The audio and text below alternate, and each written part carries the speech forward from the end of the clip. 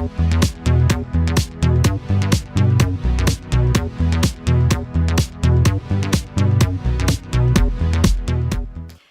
number 1, don't sell.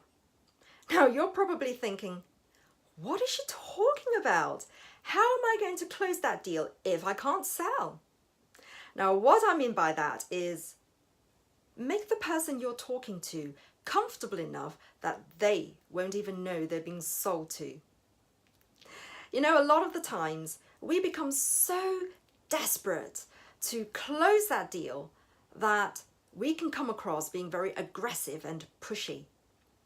And from a client's point of view, they think, you just want my business and make money. You don't really care.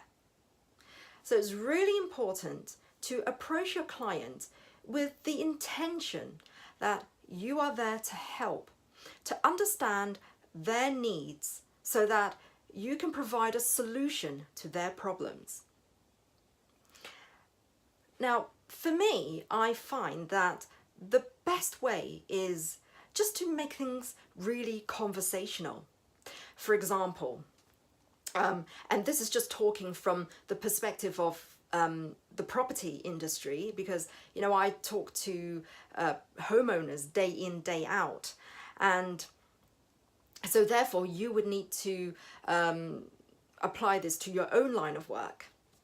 So I might start off with a question like, so what's the reason you're looking to sell? Oh, actually, I'm thinking of moving to Australia. Oh, how wonderful. You know, I have an aunt who lives there, even though I don't. In fact, I'm planning a trip there myself later on in the year. So do you have family out there? Do you have children? You know, just get the conversation flowing. And then ask them open questions and get them to tell you more about themselves and their situation.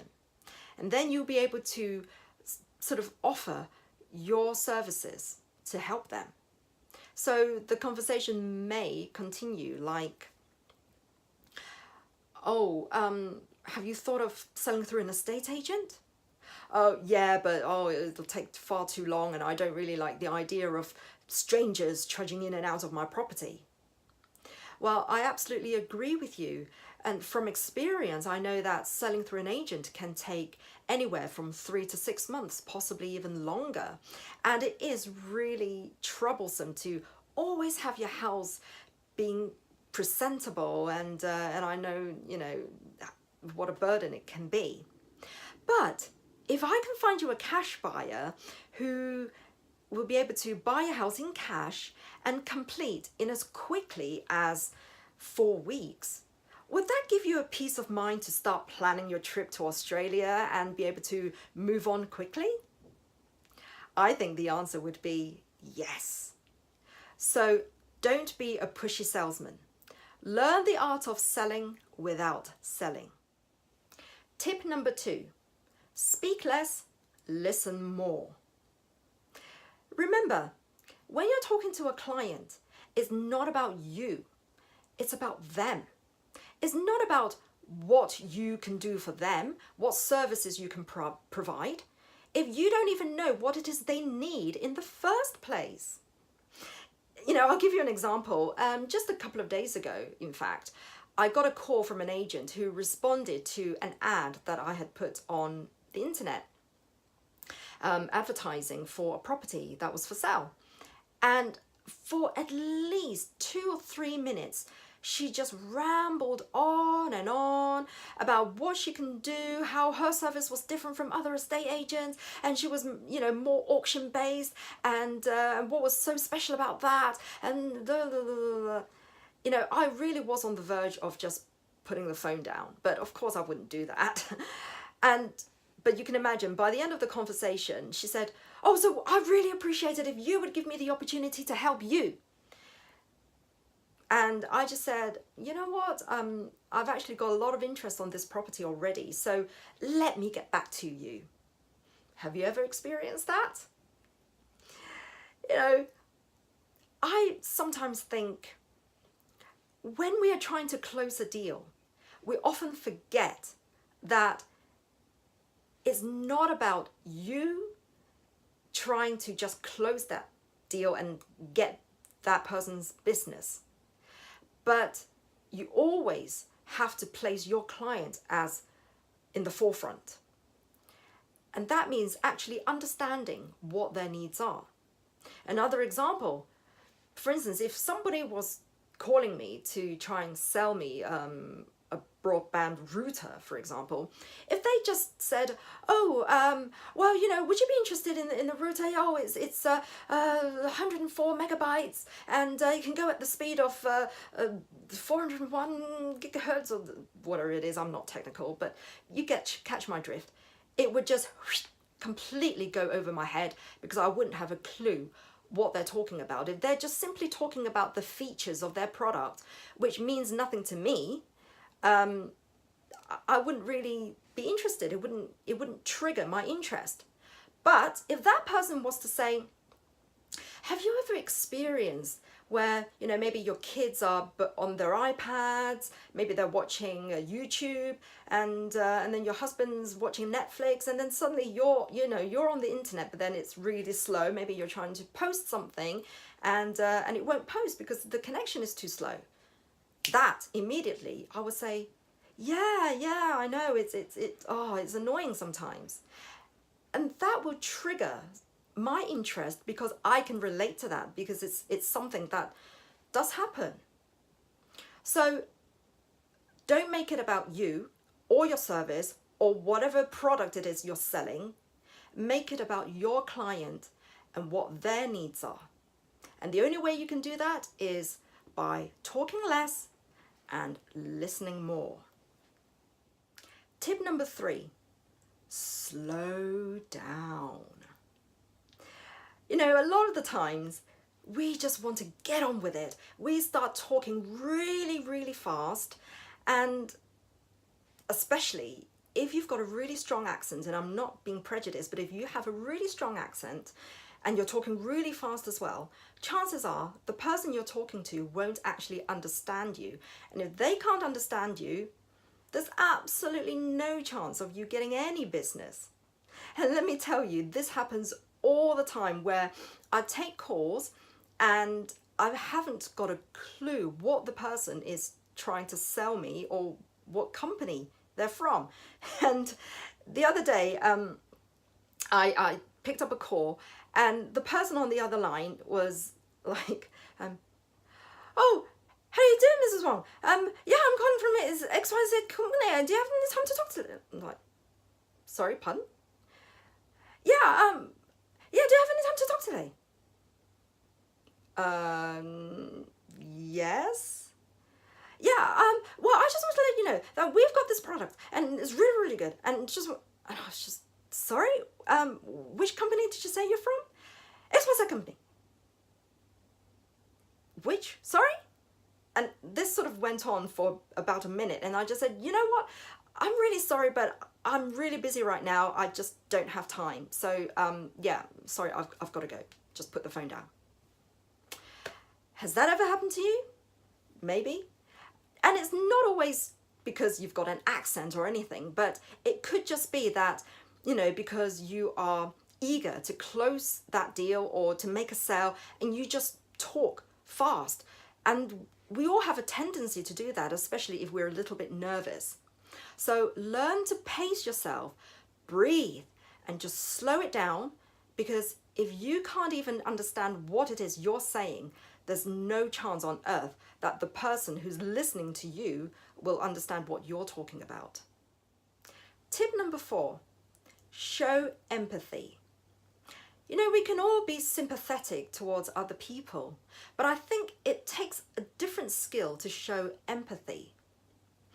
You know, a lot of the times clients are very frustrated because their needs are not being met.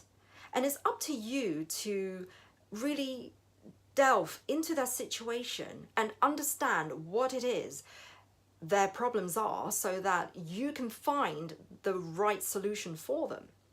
And in my line of work, I speak to homeowners every day, and a lot of them are in really bad situations. So you know, I have definitely experienced times where they have actually vented their anger towards me, but I know that it's not personal. They're just angry at their own situation. So it's very important, if you come across a client who is like that, who's angry and frustrated, for you to show empathy in order to build up that trust and allow them to open up to you and tell you what their problems are. You know, I have a lot of mentees, and I will do role plays with my mentees to sort of practice. And I remember one time, this is going back a few years, I was doing a role play practice with a mentee, and I was pretending to be a seller and he was going to be a buyer. So he called me, he asked me why I was selling the property, and I said, oh, you know, my husband left me, I've got 2 young kids, I just can't afford the mortgage anymore, so I need to sell. His response was, oh, so we don't love you no more then? No. Obviously, I'm sure you're not going to be like that, but really you have to learn to be sensitive to your client's needs, be willing to listen, be patient, be empathetic. As Theodore Roosevelt said, people don't care how much you know until they know how much you care. Tip number 5, be available. You know, there's nothing worse than, you know, when a client needs to ask you something, or maybe they're worried or have questions and concerns about something, but you're not reachable. Or worse still, you know, they have to phone up a company and, you know, get through to a switchboard and then be passed from department to department. So I think it's really important to allow your clients to have direct access to you.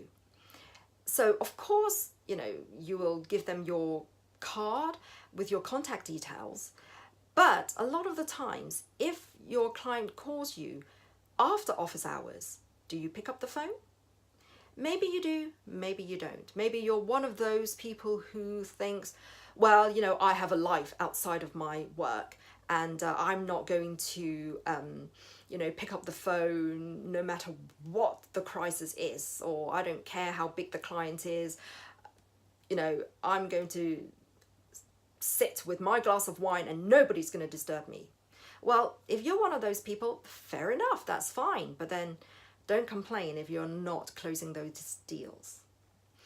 My point is, sometimes clients do have things that's on their mind, and it could just be that one thing. And if you can put their mind at rest, then they'll give you their business.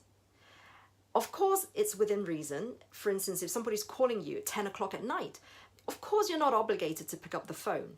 But what you could do is to send them a text message to say, you know, thanks for your voicemail. I will give you a call first thing in the morning. Just acknowledge them. Don't ignore your clients.